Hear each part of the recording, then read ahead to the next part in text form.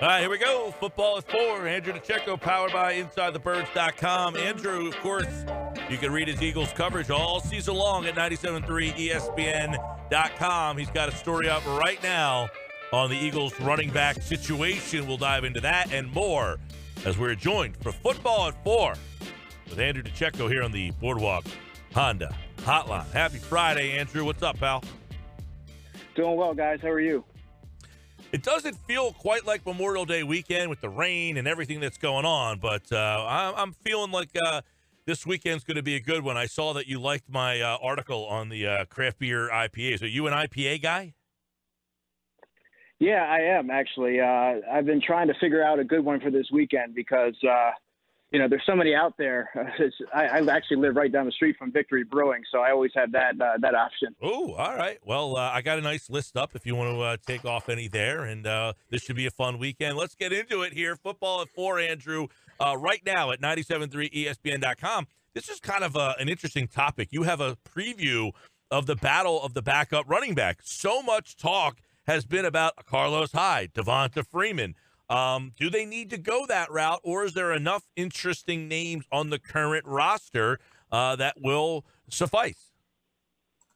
Well, when you look at the running back situation, I think you almost have to go for get a veteran running back in the free agent market because, like we were saying earlier, you're a hamstring injury here or a tweak here or there from Myles Sanders to having Boston Scott take on all those snaps, and I don't necessarily think that he's equipped for doing that. I think he's more of a third down running back, a third on the depth chart type of guy. I think a guy like Carlos Hyde would be great. Also, a guy like Isaiah Crowell, who's averaged about 630 yards for his 6 seasons.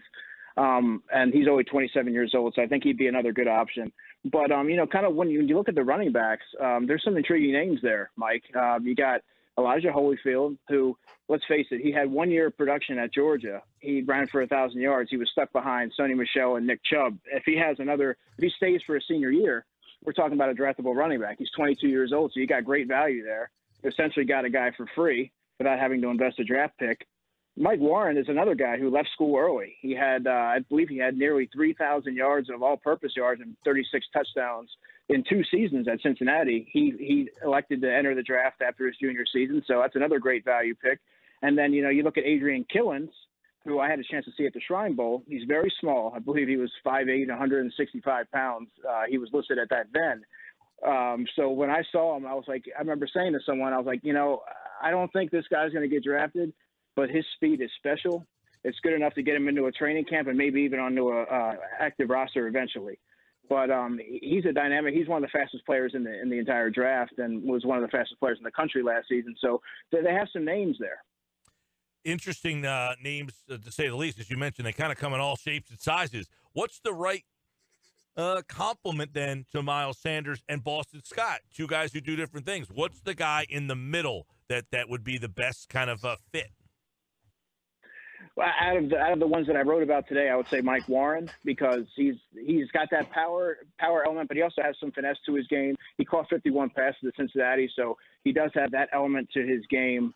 If the Eagles chose to tap into that, now he's going to be at a little bit of a disadvantage here because he doesn't have the full off season. So maybe he's going to be a little bit behind in the pecking order. I think when camp starts up behind Corey Clement and Elijah Holyfield. And Killins I see as more of I think he'll eventually be, if you guys remember Dexter McCluster, he played for the Chiefs for a while. He's built very similarly, and he has that special teams background as well. So I think that, he might not be ready right away, and I think he'll probably spend the 2020 season on the practice squad where he can get a little bit bigger and kind of refine some of his skills. But I think that I think there's something to work with there. But out of the ones that I mentioned today, I would probably say Mike Warren. What is his best attribute as a player? Like, what does he do the best when it comes to his game? His contact balance is outstanding, Hunter, and he finishes his runs. He definitely, very convincingly, I would say. He's guys tend to fall. He's a load to bring down, and guys tend to fall down like bowling pins when he gets a full head of steam. Taking a look at the running back position here to start things off for this Football at 4. Andrew DiCecco. Another guy that we kind of take for granted is Corey Clement. I mean, should we be more, I don't want to say excited, but should we feel more secure that Corey, if he's healthy, is a good veteran kind of. I mean, he is a veteran now. I mean, but should we feel better about him? He's 5'10", 220 pounds. Is he a guy that we should feel more secure with? I'm not sure that you can, considering he's only really had that 2017 season as a kind of integral part to the offense. 2018 he didn't really seem like himself before he suffered an injury against Dallas late in the season, and then last year he wasn't a part of the offense at all before he got hurt with the shoulder injury. So I mean, there's a lot of question marks with Corey Clement as well. He has the most experience out of the guys, but you saw him test the free agent market, and there wasn't a lot of suitors for his services, and he came back to Philly, and he'll have a chance. If he's healthy, he'll have a chance. He's going to enter training camp with the upper hand. Hey, I want to take a look at the wide receivers. I was seeing an article that Pro Football Focus ranked the Eagles receivers in the top half of the league. Now, last year, we know famously they were the number 1 rated wide receiving core entering the season. By the end of the season, they might have been towards the bottom. This year's class kind of right in the middle. They seemingly don't know what to do with them, but should we feel that the Eagles receiving core has been upgraded enough? I mean, do we feel pretty safe with this, or is it a very wild card? Because to me, you got Deshaun Jackson, J.J. Arcega-Whiteside, and obviously behind them, or J.J. Arcega-Whiteside, by the way, is a wild card himself, and Greg Ward, you got those guys coming back. But after that, you got a lot of guys who are very much unknown. Yeah, there's a lot of unknown there. So on paper it looks like they upgraded, but we have to see it play out this offseason or in training camp this summer. Deshaun Jackson's coming back healthy. That in and of itself is a significant upgrade. And then you have Jalen Reagor, who he's NFL ready. He's going to have a big role in the offense here. He's going to enter the training camp probably as the third receiver. And every rep that he gets is going to be of the utmost importance because of the it's crunch time. He didn't have that classroom time, that grass time that Doug Peterson said he hasn't gotten that. And that's really important for a guy who's going to be a big part of the offense. Week one. And J.J. Arcega-Whiteside's a big wild card, but you kind of heard of some of the challenges that he kind of had to overcome last season. He played through a lot of pain. It was a little bit, it took him a little while to get his feet under him and get a hold of the offense. And he made some plays when his number was called. I think he needed to get some confidence back after, kind of being on somewhat of a sabbatical for the early part of the season. He made some catches. He made a big catch in the Patriots game. So I mean, there's some guys there. John Hightower is a guy who I spoke about that I really like. But, he's a little bit raw. They're missing valuable time right now, but we'll have a better sense of where they're at, obviously, in August. Speaking of Pro Football Focus, Carson Wentz was ranked 10th in the league in passing downfield, which consists of 20 or more yards. Me and Gil were both a little stunned by that the other day. We feel he isn't the most accurate passer at times. What are your thoughts about that? Yeah, I mean, there's certain passes that he threads the needle on that that you're just you're amazed by. I mean, like the one to Corey Clement on Monday Night Football against Washington really sticks out. But then there's times where he completely misfires on guys, just like any quarterback really will. But I mean, that's an area of his game that I'm sure he would tell you that can stand to be improved upon. But I mean, there's so many different things that he does well, and I think that's a developing aspect of his game that I expect him to kind of, now that he actually has deep threats. You saw what he could do with Deshaun Jackson in the Washington game in the season opener. I think now that he has some pieces around him, I think he'll be more consistent in that aspect of his game. I think that's a great point that you bring up, is the fact that he was ranked as one of the best when he really didn't have any weapons. And you mentioned that about Deshaun Jackson.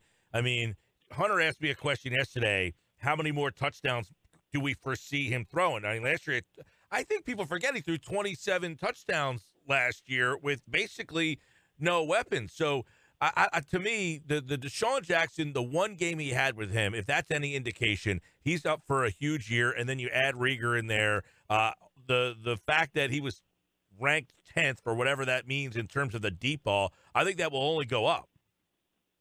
Yeah, it's certainly only going to go up, and that shows his willingness to take those deep shots.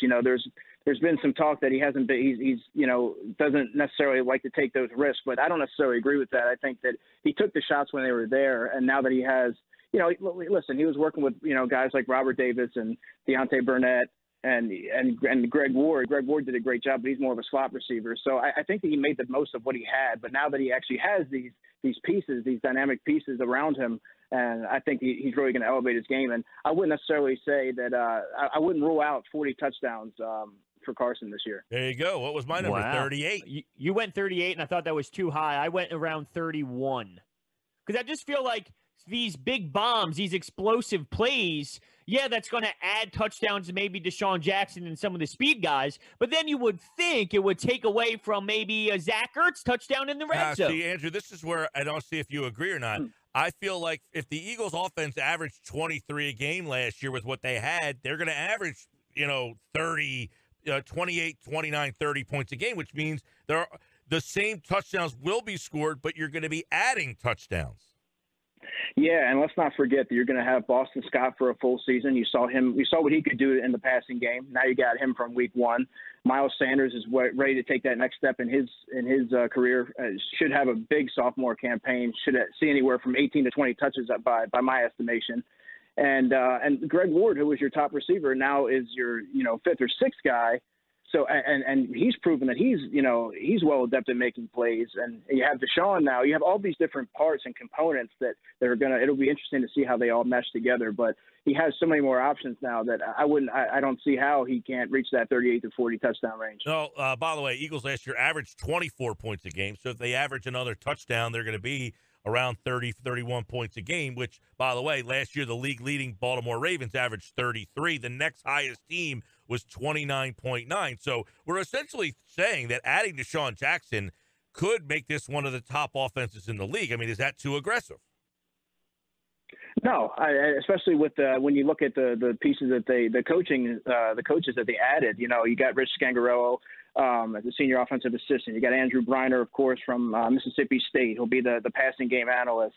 And you got Marty Morningweg, who you brought over as a senior offensive assistant. So there's guys between the added components to the offense and the fresh ideas and new concepts.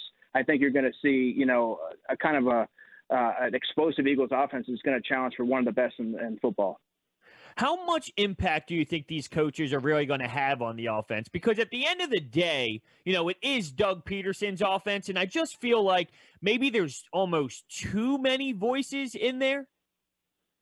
Well, I mean, you could look at the 2017 season when there was all those different voices: Mike Rowe, Doug Peterson, and John DiFilippo, and all. I think it's going to be more of a collaborative effort, Hunter. To be honest with you, I think that you kind of get information from all those guys. They're all going to have their input, and you kind of filter it through. And Doug's going to take what he likes from that, and I think they're going to execute that. But I think it will be more of a collaborative effort because all those guys have fresh ideas and to bring to the table. And you brought them in for a reason. So I really think you have to consider everything that they're bringing to the table in order for the offense to take it to the next level. Andrew DiCecco is with us, Football at 4, powered by InsideTheBirds.com. Check out Andrew's stuff covering the Eagles at 97.3 ESPN.com. I want to ask, a lot of things have changed on the defensive side of the ball, not so much on the offensive side of the ball. But before we look at the offense, I want to go over to the defense, and you look at replacing Malcolm Jenkins, all right? How comfortable do you feel with where they are in doing that? Because I feel like, Slay, nice upgrade. Hargrave, nice upgrade. They added, some nice pieces with Roby Coleman, who we talked with you earlier this week, Will Parks. But how are they and how comfortable should we be about what they've done to replace Jenkins? It's funny. Jess and I wrote an article naming we each named our pick for, the toughest free agent loss to replace. He took Vaitai. I took Malcolm Jenkins. And when you look at it, everything that Malcolm brought to the table for his 6 years in Philadelphia, he epitomized what it meant to be a modern day Iron Man. He played 99% of the snaps for his first 3 seasons. He played I think he played every single snap last season. He played on special teams. He played dime linebacker. He played single high. He covered the slot. And not only that, he was a selfless leader, and he was a pillar in the community. So I think when you factor in all those things, he's got to be one of the toughest guys to replace. Now, you have Rodney McLeod there, who now becomes the elder statesman of the secondary. Rodney's a good leader, and he'll have a chance now to kind of run that room. And he's going to have to bring some of these young guys along. I'm high on Kayvon Wallace, but I think it's going to take him a little bit of time. He might be behind the curve there, obviously, as most rookies will. But they have some pieces there. I think it'll be more of a collective effort to kind of replicate the production that Malcolm had.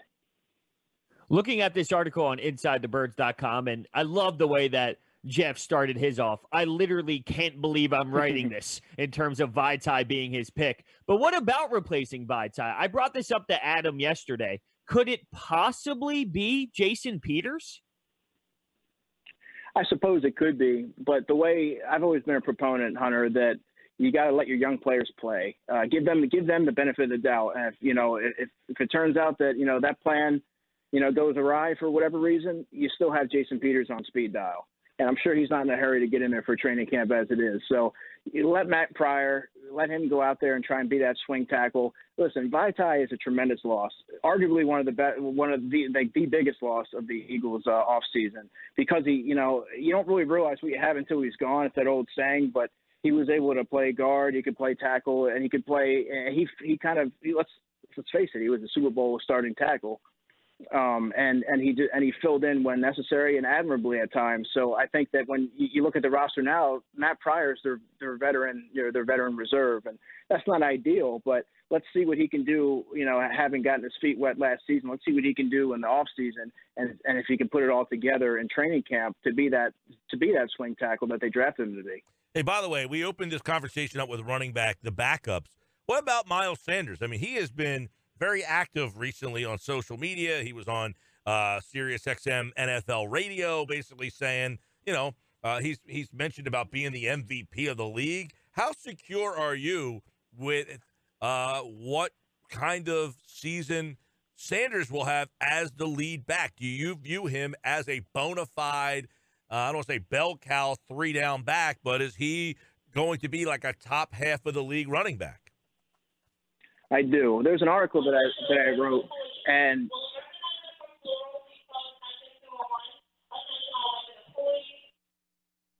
we got a live look into wherever Andrew is right now.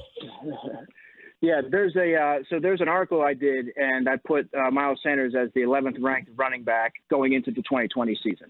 I think that he's going to have the opportunities to really step up and play. I think he's going to have anywhere from 18 to 20 touches per game. I think we can have upwards of 50 receptions in 2020. He's more comfortable. You saw he got off to a slow start as a rookie, but he got confidence the more he played. And I think moving forward, you saw what he did at the end of last season. I think it's going to carry over. I don't necessarily believe in the sophomore slump. I think he's going to build off of what he started at the end of last season. And really, MVP is a little bit lofty, but I think he'll move into the elite category by the end of the season. If you could compare Myles Sanders to one player in the NFL right now, who would it be? Or do you think he's kind of his own identity? I mean, I guess, if put on the spot, maybe an Aaron Jones from Green Bay, perhaps. But I think he's kind of his own identity. You saw some of the catches that he made last season. You see the damage he can do in the open field. I actually do think that if the Eagles were to not go by the committee approach, I think he would be a guy that could be a 3-down running back. Obviously, they want to shuffle in guys to keep him fresh. But I think that he has a very unique skill set, and I think that it's going to show this season. All right, Andrew, we're looking at guys. I know one of the things that you specialize in is the draft. And is there a guy, a undrafted rookie, or a late round pick that we should keep our eye on as we get closer to, we're about 9 weeks from training camp. And Doug Peterson, he admitted the other day in a text to Sal Paolantonio, we had Sal Pal on earlier. He said, chemistry is an issue. You can't gain chemistry on a Zoom call. So that's going to make it more difficult for these undrafted guys and these late round guys. But is there a guy that you are interested in as a late round pick or a undrafted guy that we should keep an eye on? Yeah, I have two guys for you. So let's go the draft pick route first. We're going to go Casey Toohill from Stanford. I didn't really know much about Casey until I went to the Shrine Bowl, and from the far side of the field, I see this undersized defensive lineman just giving these massive offensive tackles fits. He's working his moves. He's tenacious. He's aggressive. He was just getting into the backfield with regularity. And I drove for a closer look, and it turns out it was Casey Toohill. He's a little bit on the older side for a rookie. I believe he turns 24 this summer. He has an uphill battle to make the roster. He'll be competing with, the Joe Osmonds and the Sharif Millers and Jannard Averys and all those guys. So I think that, he's probably destined for the practice squad as a rookie, but I think that he has enough skill set there worth developing and can be a piece for the future. As far as undrafted free agents go, I like Raekwon Williams, the defensive tackle from Michigan State. I got to see him at the Shrine Bowl as well. He's another guy with very active hands. He has a good burst off the ball, quick first step. And he had 5 sacks last season for Michigan State, and he played. I believe he started 42 games for the Spartans, which is no small accomplishment. So I was kind of surprised that he went undrafted. I actually had him as a 6th round. Gave a 6th round grade on him. So I think he's going to be a guy that will compete with Anthony Rush and for the defensive tackle spot, the fifth spot. I like the Williams pick by you as well. I think he's very interesting. In fact, I think we talked about this about a week or so ago. About him coming out. If he would have came out early, he may have been drafted and probably would be in the league playing by now. Instead, he ends up going back to Michigan State, and he didn't have as good of a year for whatever reasons, and he ends up not being drafted, but he could possibly be in the mix. We'll leave you with this. The Eagles put into the league about changing the overtime basically to the AAF format, right? I mean, they put in to do, instead of kicking – not the overtime. It was the onside kick, excuse me. Instead of kicking an onside kick, they put in to get the ball on a 4th down and 15 from the 25-yard line. Basically what the AAF did is that's something that we could see happening in the NFL. Yeah, I mean, I suppose it could. You see so many different rules being kind of so many different new rules each year. I don't know necessarily that'll be one that happens in 2020, but it's definitely something to keep an eye on in the future. Yeah, that was something that they threw out there, I guess. They basically took that from the old AAF, which lasted about 5 games, and then they said, you know what, that was pretty good. We'll take it. And we'll see. We'll see if the XFL rules, some of those rules come into play too now that the XFL. Although, did you see the story that apparently Vince McMahon is trying to re-buy back the XFL? I did see that. That's a whole nother story, man. I can't. That's a mess. That whole thing was unbelievable. All right, Andrew DiCecco, Football at 4. Check out his article on the Eagles' backup running back situation right now on our website, 973ESPN.com. And he, like all guests, appear via the Boardwalk Honda hotline. Thanks, Andrew. Enjoy the Memorial Day weekend. You got it, guys. Have a great weekend. All right, Andrew DiCecco, Football at 4, powered by InsideTheBirds.com.